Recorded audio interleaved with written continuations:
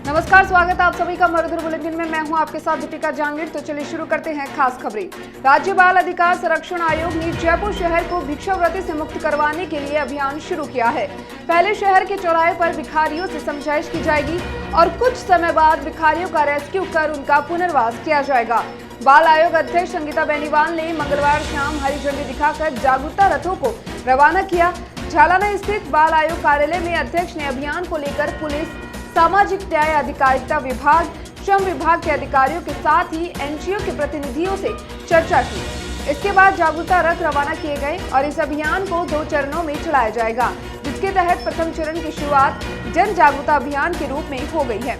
इसी के साथ ही इस मौके पर संगीता बेनीवाल ने सभी से अपील की है कि सड़कों, होटलों या जहां कहीं भी बच्चों को बाल भिक्षावृत्ति में लिप्त देखे तो उन्हें पैसे देने के बजाय तुरंत उसकी सूचना चाइल्ड हेल्पलाइन आयोग के नंबर या पुलिस को दे, जिससे कि हर बच्चे को बाल भिक्षावृत्ति से मुक्त करवाकर शिक्षा से उन्हें जोड़कर उसका अच्छे भविष्य सुनिश्चित किया जा सके। नमस्कार, आप देख रहे हैं मरुधर बुलेटिन और मैं हूं आपके साथ स्फूर्ति सिंह।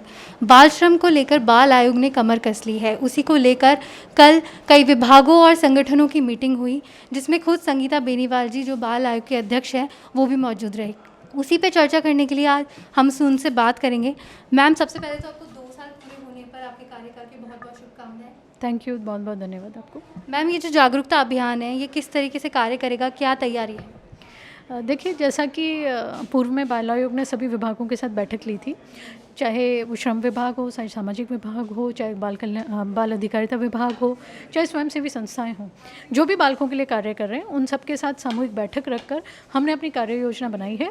और आज से हमने विभिन्न चौराहों पर स्वयंसेवी संस्थाओं और सरकारी तंत्र के सहयोग से विभिन्न चौराहे पर समझाइश कार्यक्रम शुरू किया है। जागरूकता अभियान हम जिसे कह सकते हैं, वो हमने शुरू किया है। सबसे प्रथम हमारा ये उद्देश्य रहेगा कि जो बच्चे भिक्षावृत्ति में लिप्त हैं, उनकी केस हिस्ट्री जाने, ये जाने कि वो बच्चे आखिर भिक्षा क्यों मांग रहे हैं, और अगर उनके माँ बाप हैं तो उन लोगों को बेहतर पुनर्वास किस तरह से किया जा सकता है। और यदि किसी बच्चे के माता पिता नहीं हैं और वो भिक्षावृत्ति में लिप्त है, तो उन बच्चों को चाहे सामाजिक कल्याण छात्रावास हो, चाहे कस्तूरबा गांधी विद्यालय हो, वहाँ पर रखते हुए उनकी बेहतर शिक्षा हेतु बाल आयोग कार्य करेगा।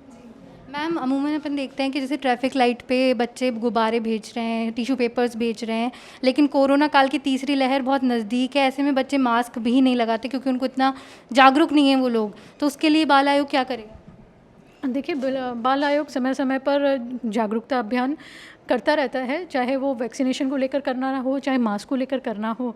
तो बिल्कुल बाल आयोग की जो ये टीम है, जो अभी चौराहों पर गुब्बारे बेचते हुए, खिलौने बेचते हुए, इन सभी बच्चों के लिए काफ़ी हम चिंताजनक हैं, गंभीर हैं, और उसी को लेकर ये जागरूकता अभियान है।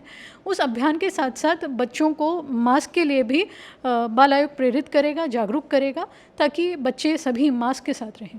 बाल श्रम देखा जाए तो बढ़ता ही जा रहा है, चाहे चूड़ी मार्केट में बच्चे काम कर रहे हो, किसी रेस्टोरेंट में चाय बेच रहे हो, थड़ी पे चाय बेच रहे हो, तो उसके लिए क्या मतलब दंड के प्रावधान या कुछ ऐसा है स्कीम कि बच्चों को बाल श्रम ना कराया जाए?